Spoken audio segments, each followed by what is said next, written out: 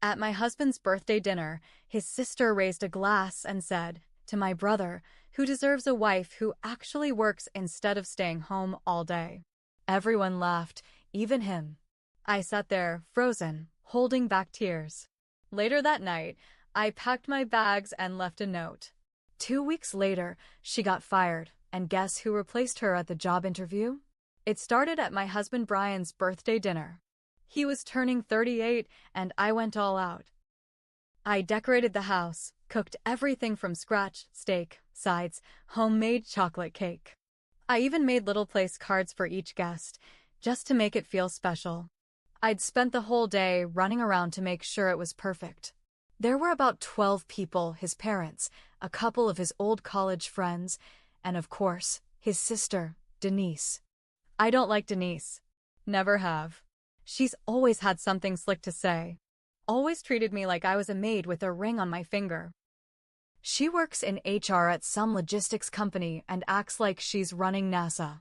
Still, I was polite. Because she was family. Because I loved Brian. After dinner, when everyone was on their second or third glass of wine, Denise stood up, raised her glass, and smiled real wide. "To my brother," she said, loud enough to stop all the chatter. "Who deserves a wife who actually works instead of staying home all day?" And just like that, everyone laughed. Loud. Even Brian. He looked at her and chuckled. "Well, she does make a mean lasagna," he said. I sat there, frozen, holding my wine glass like it was the only thing keeping me grounded. My face was burning. My stomach twisted. It wasn't just the words, it was the way no one stood up for me. Not even him. I excused myself after that. Pretended I had to use the bathroom. I stood in there staring at my face in the mirror for 10 minutes, trying not to cry. I could hear them laughing in the next room. Having a great time. I don't think anyone noticed I never came back. Later that night, once everyone had left and Brian passed out on the couch, I packed a suitcase. Just a few clothes and my laptop. I left a note on the kitchen counter. "Don't worry. You'll have plenty of time to laugh now." I drove to Cincinnati. My sister Kelsey lives there. She let me stay on her couch. No questions. Just hugs and coffee and silence when I needed it. Brian didn't call. Not that night. Not the next day. Not even the day after. That silence hurt more than the toast. But I didn't break down. I didn't beg him to care. Instead, I got to work. Before I left the workforce, I'd worked in HR and recruiting.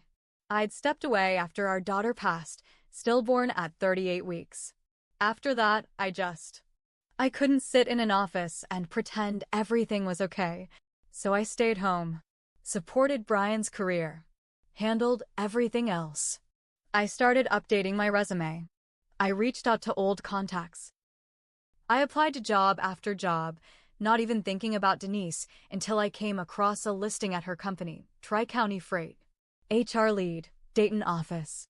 I stared at it for a long time. Something about the timing felt off. I remembered her saying at Christmas that she ran that office. "No one makes a move without me," she'd bragged while chewing shrimp cocktail. So why was her job open? I applied. I didn't hold back. I added everything I'd ever done, even stuff I used to leave off out of humility. I emailed one of their directors directly through LinkedIn. Dan something. He got back to me within a few hours. "We've recently had a leadership change," he said. "Would love to chat with you." That's when I started digging.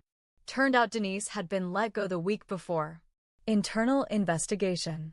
Multiple complaints. She'd been ignoring harassment claims, hiring her friends, lying on internal audits. Here's the thing. Years ago, she told me about some of that stuff while drunk on sangria at a backyard barbecue. I didn't forget. And when I saw that job opening, I made sure the right people had the right screenshots from her old social media. I never said anything that wasn't true. I just nudged the truth toward the light. The interview was short. They asked me questions. I answered with confidence I forgot I had. Dan said I was exactly what they needed. They offered me the job on the spot. Higher salary. Full autonomy. A whole team under me. I didn't ask what Denise was doing now. But Kelsey ran into her 2 days later, working part-time behind the bar at a local restaurant. She didn't recognize Kelsey, but Kelsey recognized her. And Brian? After 2 weeks of silence, he finally texted, "Can we talk?" I haven't replied. I'm just getting started. I didn't respond to Brian's message for days. I'd stare at it sometimes before bed, wondering what he really wanted. An apology? A chance to gaslight me into thinking I overreacted? Maybe just to make sure I wasn't telling anyone what really happened at that dinner. Kelsey told me to block him. I almost did. But instead, I let the message sit there. I wanted him to feel ignored. To sit in silence the same way I did that night. Work at Tri-Counties started fast. The place was a mess after Denise left. Paper trails didn't match up. Several employees came forward with stories about her playing favorites or covering for creepy managers. HR had become a joke. No structure. No follow-up. Just drama and chaos. I got to work cleaning it all up. At the end of my first month, Dan called me into his office. "You've done more in 4 weeks than your predecessor did in 6 months," he said. "You were exactly the hire we needed." I wanted to say I know. But instead, I thanked him and went back to my office. That night, I finally got a second text from Brian. "I'm sorry. Please. Just talk to me. I miss you." I didn't answer, but I did look him up. His Facebook was quiet. Barely any posts. But then I noticed something new. He and Denise had gone on a weekend trip to Nashville. Just the two of them. The post was from 2 weeks after I left. She captioned it, "Sibling therapy after a hard month." Nothing like whiskey and country music to forget the drama. Forget the drama? She humiliated me in front of a room full of people. My own husband laughed. And now they were out drinking together, acting like I was the problem. I didn't cry. I didn't throw my phone. I just stared at that photo for a long time and started planning. 3 weeks later, the HR team found something big buried in Denise's files. A pattern of fake resume referrals, people she hired for internal consulting roles who never actually worked. One name came up again and again. Brian R. Michaels. My husband. He wasn't just laughing at dinner. He was in on it. Denise had been creating false roles and funneling funds to his name. Payroll stubs existed, but no work had been done. Over $20,000 had been funneled through in 6 months. It was fraud. Clear, simple fraud. I didn't bring it to Dan right away. I sat with it for a few days. I printed copies, made sure the files were backed up, and then I called Brian. He sounded surprised when he picked up. "You're alive," he said. "I need to see you," I said. "It's important." He agreed to meet at a diner halfway between Dayton and Cincinnati. When I walked in, he looked awful. Tired. Unshaven. Still wearing that same old navy jacket with the fraying sleeve. He smiled like we were old friends catching up. "You look good," he said. I didn't return the compliment. "I know what you and Denise did," I said. His face didn't change. "What are you talking about?" "You stole money. You let her run fake contracts through your name." "I have the files." Still no reaction. Just a pause. Then, calmly, he asked, "What do you want?" There it was. Not "I'm sorry." Not "I didn't know." Just "What do you want?" That's when I realized he was worse than I thought. I slid an envelope across the table. Printed statements. Copies of the wire transfers. Screenshots of the fake entries. "I want you to disappear," I said. "From me. From this town. From anything connected to my name." "And if I don't?" he asked. "I report you to the company. To the IRS. And if that's not enough, I send this to your father, who I'm guessing doesn't know you've been committing fraud under his name, too." He stared at the envelope. Didn't touch it. "You wouldn't do that," he said, but his voice shook. I stood up. I already did. Then I walked out. I didn't turn around. It took 3 days before the fallout started. The first was a call from Dan at work. Hey, he said, voice tight. I got a very angry voicemail from someone claiming we made a mistake firing Denise. Said he had legal grounds to sue. Mentioned your name more than once. Brian? I asked, already knowing the answer. Dan sighed. Yeah. Look, I'm not worried. We've got more than enough documentation. But I need to know, are you okay with this escalating? I was. In fact, I wanted it to. Let him come, I said. 2 days later, Denise showed up in the building. She wasn't there to see me, she went straight to Dan. Security had to escort her out, but not before she threw a manila folder down on his desk and screamed something about injustice and a family vendetta. Dan told me later her little folder was full of fake accusations. She claimed I'd manipulated my way into the job, that I'd been plotting to replace her for years, that I had personal dirt on him. Wild stuff.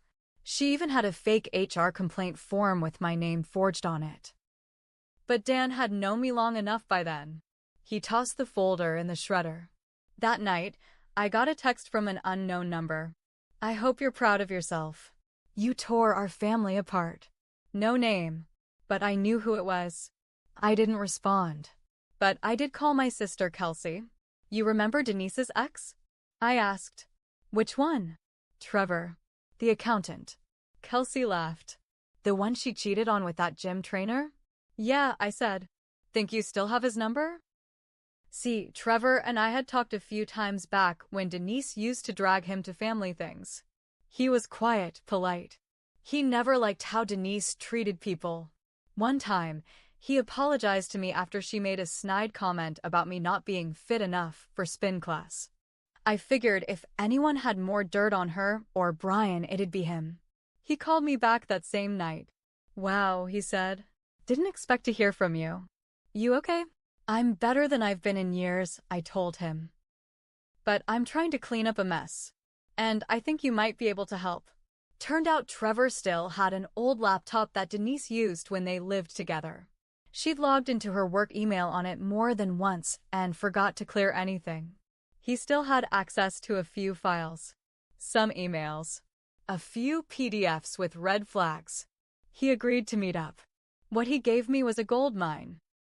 Email threads between Denise and Brian talking openly about padding numbers, keeping it in the family, and needing a few more quiet transactions before the new audit cycle. Clear as day. No codes. No vague language. I handed the whole folder over to Dan and the company's legal team. That should have been the end. But instead, something else happened. 3 days after I submitted the files, I got a visit at work. Not from Brian. Not from Denise. From an IRS investigator. Apparently, the company had passed everything on, including the fake payroll schemes involving federal funds. It triggered a full investigation. And they weren't just looking at Denise and Brian. They were looking at every connected account, including mine. Even though I had nothing to do with the scheme, my name showed up in a few emails times Denise copied me when we were family planning events, or when Brian used my shared Gmail to forward himself payroll docs. I wasn't a suspect. But I was now involved. The agent asked me to come in for a formal interview. As I sat there, answering questions in a cold, gray room, I realized something. They hadn't just embarrassed me. They'd almost dragged me down with them. This wasn't just about revenge anymore. This was about survival. And I wasn't done yet. The IRS interview lasted 2 hours. They were polite, but direct. They showed me emails with my name, bank account routing numbers that passed through our joint account. Money I never touched, but technically had access to. I explained everything. Calm, steady, honest. I brought proof.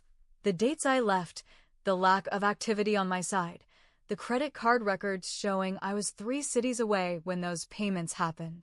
They nodded, took notes. Before I left, one of them said something that stuck with me. You were lucky. Most people in your spot wouldn't have come out clean. I walked out shaking. That night, I called Brian. I needed to hear his voice when I said it. You dragged me into a federal case, I said. You used my name. My bank account. He didn't deny it, just went quiet. Then he said, "You don't understand. Denise told me it was legal. She said it was just creative compensation. I thought she had it under control." "Then why didn't you tell me?" I asked. His voice dropped. "Because I knew you'd leave if I did." He wasn't wrong. "You're going to prison, Brian," I said.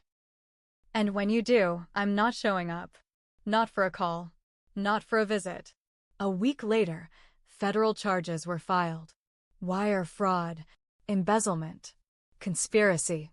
Brian and Denise were both arrested. Local news picked it up.